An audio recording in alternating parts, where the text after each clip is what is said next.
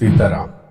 आज शुरुआत एक ऐसे व्यक्ति से करते हैं जो कि सतयुग में भी रहे, त्रेता में भी रहे, जो रिश्ते में परशुराम के मामा थे, जिन्होंने परशुराम को शस्त्र विद्या सिखाई, जिनका जन्म क्षत्रिय कुल में हुआ और आगे जाके वे ब्रह्म ऋषि हुए, जिन्होंने ब्रह्मा से नाराज होकर अपनी ही सृष्टि की रचना आरंभ कर दी थी।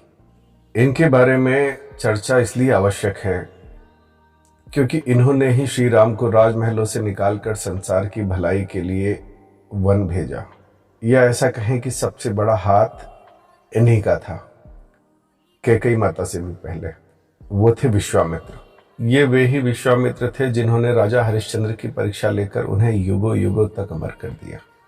इनके जीवन की एक कथा है कि ये विश्वामित्र ब्रह्मा से बोले कि हे ब्रह्मदेव, हर प्रकार से ब्रह्म ऋषि की उपाधि के लिए उपयुक्त हूं मैं, इसलिए अब आप मुझे उपाधि प्रदान करें। पर ब्रह्मा ने विश्वामित्र को राज ऋषि कहकर संबोधित करा और बोले ये उपाधि तुम्हें केवल वशिष्ठ ही प्रदान कर सकेंगे।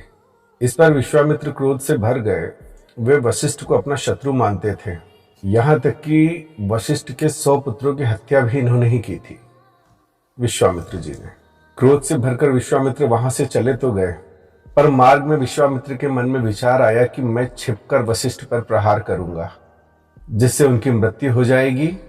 जब वो नहीं रहेंगे तो सारा जगत मुझे ब्रह्म ऋषि मान लेगा। यह बुरा विचार लेकर वशिष्ठ आश्रम पहुंचे और छिपकर ब्रह्मास्त्र का संधान किया। तभी उनके कानों में महर्षि वशिष्ठ और उनकी पत्नी देवी अरुंधति की आवाज पड़ी। अरुंधति अपने पति से बोली, हे स्वामी, आज रात कितनी सुहानी है। इस जगत में इसके अतिरिक्त ऐसा प्रकाश कहाँ प्राप्त हो सकता है। तब महर्षि बोले, प्रिय, निश्चित ही ये शीतलता और प्रकाश अद्भुत है। अरुंधति इसका कारण पूछती है कि क्या है, इसकी वजह क्या है। तब वशिष्ठ उन्हें बताते हैं, ये सब राज ऋषि विश्वामित्र के तप का प्रभाव है देवी। वशिष्ठ जिनकी प्रशंसा कर रहे थे, उधर वही शस्त्र लेके इन्हें मारने के लिए खड़े थे। पर जैसे ही विश्वामित्र ने अपने प्रति वशिष्ठ का यह कोमल भाव देखा, विश्वामित्र के हाथ से शस्त्र छूट गए और पश्चाताप के मारे वे वहीं रोने लगे, बिलख बिलख कर रोने लगे। उनका रुदन सुन वशिष्ठ वहां आए। तब विश्वामित्र ने उनके चरण पकड़कर अपने अपराधों की क्षमा मांगी। तब वशिष्ठ विश्वामित्र को दोनों हाथों से पकड़कर, हे ब्रह्म ऋषि उठो, ऐसा कहकर उठाकर अपने हृदय से लगा ली। इसका अर्थ राज ऋषि के ब्रह्म ऋषि बनने में, या ऐसा कहें कि क्षत्रिय के ब्राह्मण बनने में केवल क्रोध और अहंकार बाधा थे, जिसे विश्वामित्र के पश्चाताप ने मिटा दिया था और वे ब्रह्म ऋषि हो गए। वैसे तो रामायण वाल्मीकि जी ने रची, पर अगर गुरु की उत्कृष्ट भूमिका किसी ने निभाई तो वो थे विश्वामित्र। विश्वामित्र ही थे जिन्होंने दलित, जंगली, आदिवासी, कोल, करात, भील जैसी जनजाति आदि की दुर्दशा का गहन अध्ययन किया था और इन शोषितों की रक्षा के लिए राम को राजमहलों से निकालकर बाहर लाए थे। पर राम ही क्यों? बस इस पुस्तक में हमें यही जानना है कि क्या योग्यता थी, क्या गुण थे, जिसलिए इस संसार में विश्वामित्र ने केवल राम का चुनाव किया। ईश्वर और मनुष्य में सबसे बड़ा अंतर है कि परमात्मा में ऊब नहीं है, ऊब जाना, कोई कार्य करते करते ऊब जाना, एक जैसा जीवन जीते जीते ऊब जाना, अब क्या करना, कुछ नया करना है। बस इसी के कारण सृष्टि चलती है।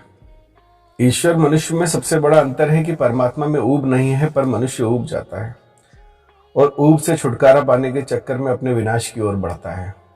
बुद्ध क्षत्रिय थे, राजकुमार राजसी ऐश्वर्य से उबे और सन्यास की तरफ गए।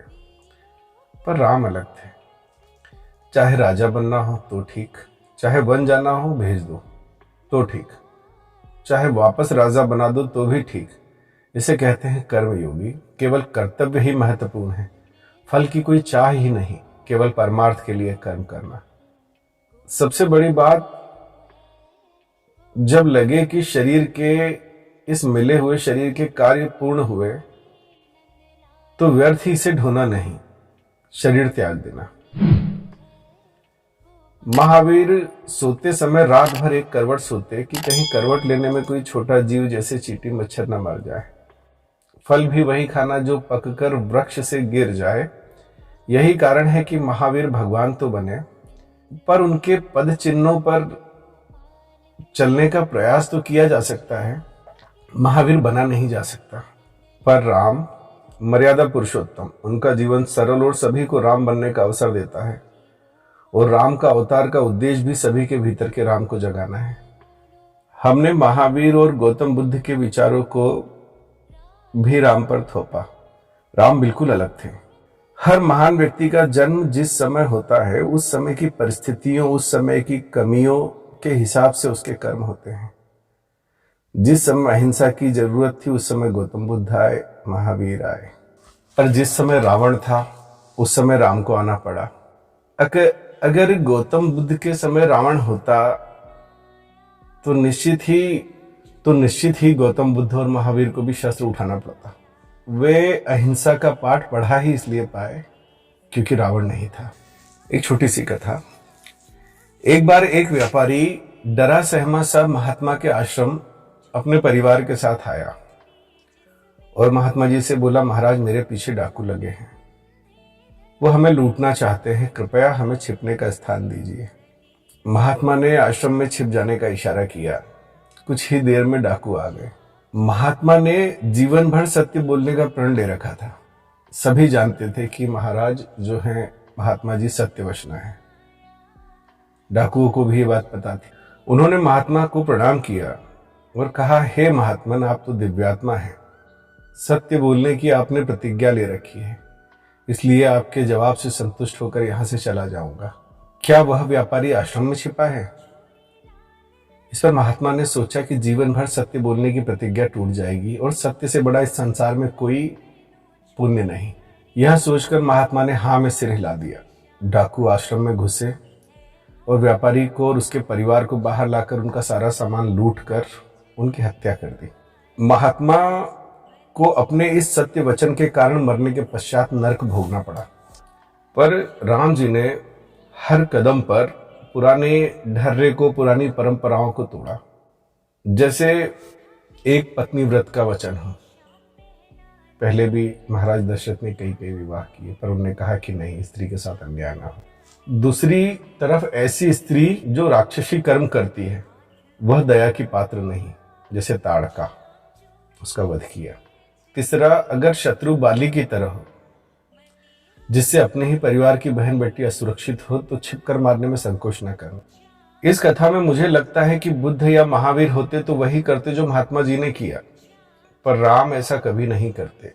या तो वे डाकुओं को दंड देते या कह देते व्यापारी यहाँ नहीं है। श्री राम किसी के पद चिन्हों पर कभी नहीं चले, बल्कि उन्होंने अपने पद चिन्ह छोड़े।